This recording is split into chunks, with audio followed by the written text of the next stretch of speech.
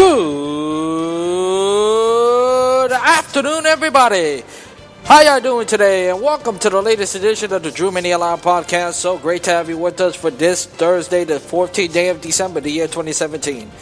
And of course, this is yours truly, Andrew L. Perry.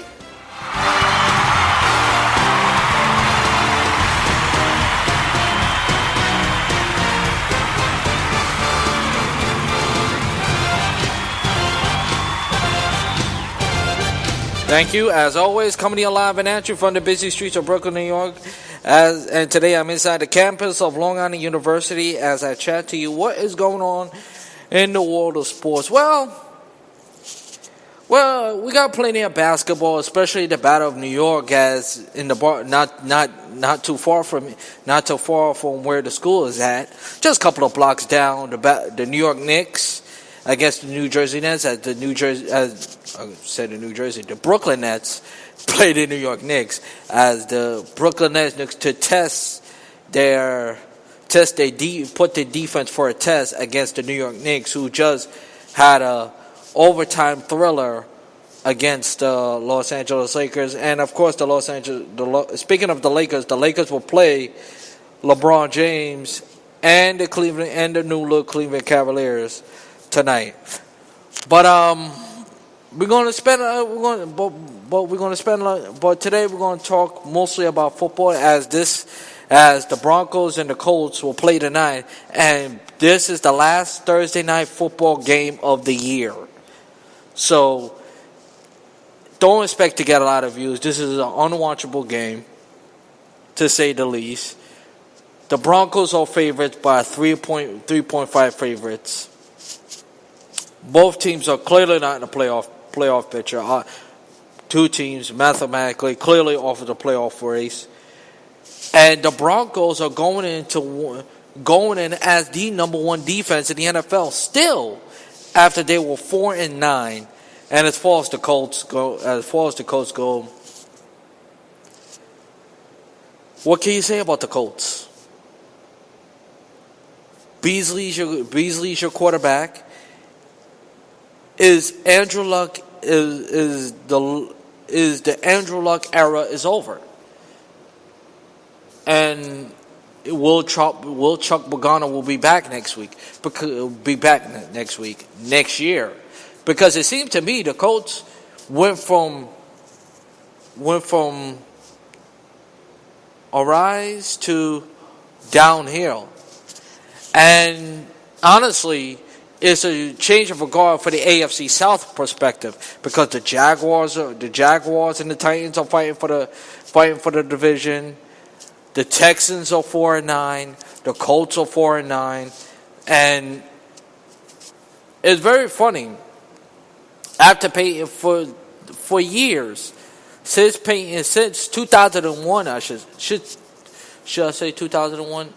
2002, it was the Colts Titans when Peyton Manning. The Titans win it next week. Titans win it next year. The Colts will win it. The Colts was dominated that division as long as Peyton Manning was the quarterback. And since Peyton Manning left, Andrew Luck won the division, but then the Texans came along, and then the Texans won it last year.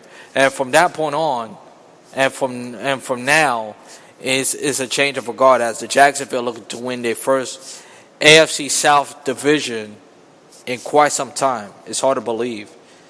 It's really, really unbelievable. And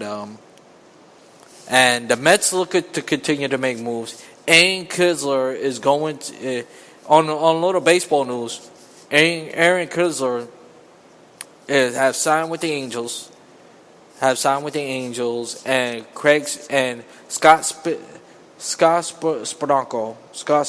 Spirio has been traded to the Oakland A's because his mother have MLS.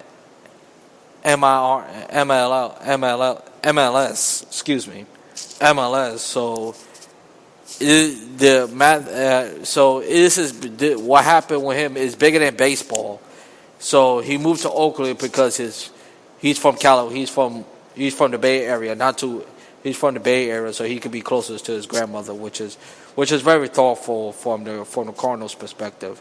But just want to throw that out. Just want to throw that out there. And so expect, like I said, the game is going to be on. The game is going to be unwatchable. Let's not sugarcoat it. As I mentioned, both football teams are not going anywhere. The battle. What you going to watch? The Nets and the Knicks. Who's good? Who's going to win the battle? Who's going to win? Who's going to reign supreme in New York? As will the Knicks will the Knicks continue their winning streak? Will they get into two? Will build a winning streak to 2, or will the Nets build it as 2 as well?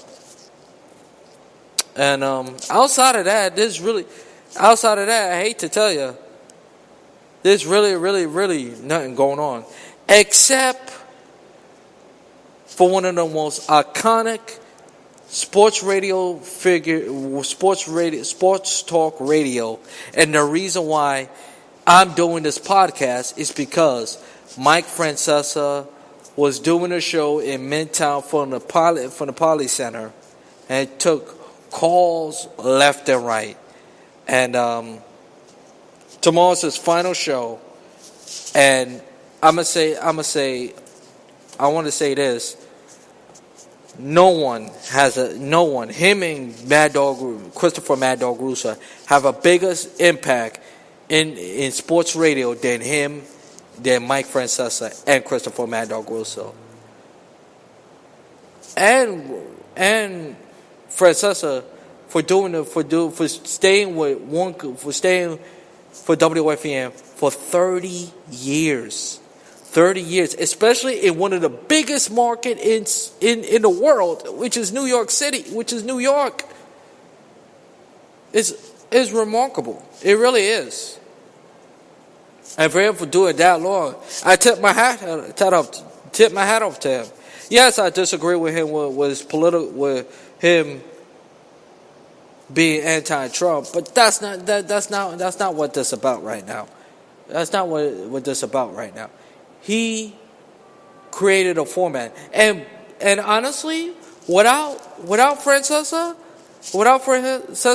there won't be a lot of sports podcasts, because there's a lot of sports podcasts going on right now, millions sports podcasts, and him is the reason why everything my show is the idea. Anything that I try to do my show based on is because of him. Honestly, I can never do it like Mike Francesa. Mike Francesa is one of a kind. Mike Francesa, to me, is John Madden of sports. Yes, I compare him to John Madden, because there's no other. I mean, there's a few sports hosts like that's good at it as well. Rich Eisen. Dan Patrick, Mad Dog, of course, Joe Benigno, Ever Roberts, that you respect and say, you know what, I listen to you, Stephen A. Smith. The list goes on and on and on. You go to certain guys when it comes to sports, and Mike Francesa was one of the guys, especially locally, that you say, you know what. You say, you know what? I want to hear his thoughts. I want to hear what he has to say.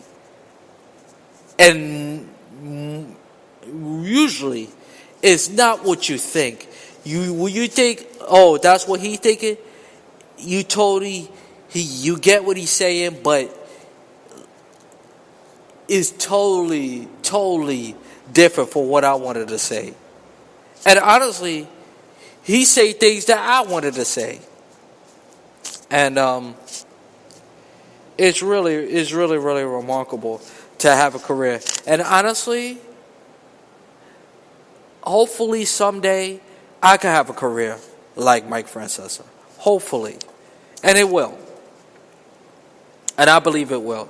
You just got to continue to work hard. And that's really what it is. I won't listen to Joe and Evan today, and they said it best. don't be too. Don't take. Yes, you're very passionate about what you're doing, and you care about what you're doing, but don't take yourself too seriously. Don't try to force it. Don't try to do everything all at once because because it's sports, yes, but you're not going to do anything.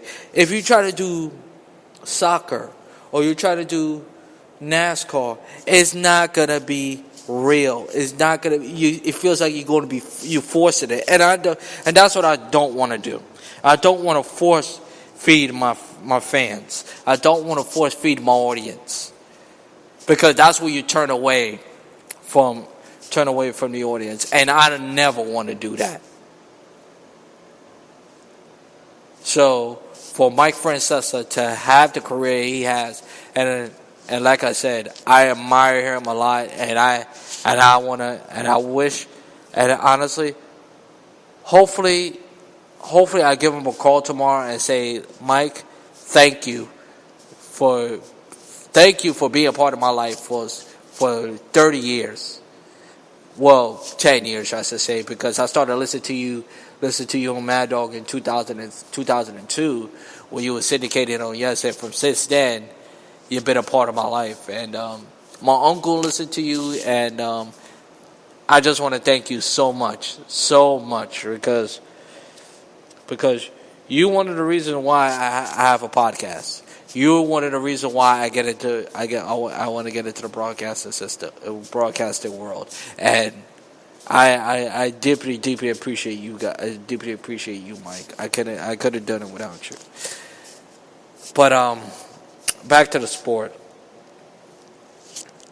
Back to the football, I should say. What can you say about the Broncos? The Broncos, their record should be better than it. The Broncos is clearly the most disappointing team. Their record is better than what they are. I know Bill Parcells say you are what your record said you are, but you know why you know why they're 4-9, and it's not because of the defense. It's because of their offense. And if you're John Elway, you gotta draft a quarterback. You gotta draft a quarterback and let Travis Simeon go, because the quarterback is putrid. It's awful. And to have a great team, to have a good team in the NFL, or to be a playoff team, I should say, you have to have a quarterback. You have to have a quarterback. Yeah, because and speaking of Mike Francesa, he said it best. If the general manager don't value the quarterback position, then you know what? He should not be in authority of the National Football League. Quote by Mike Francesa. But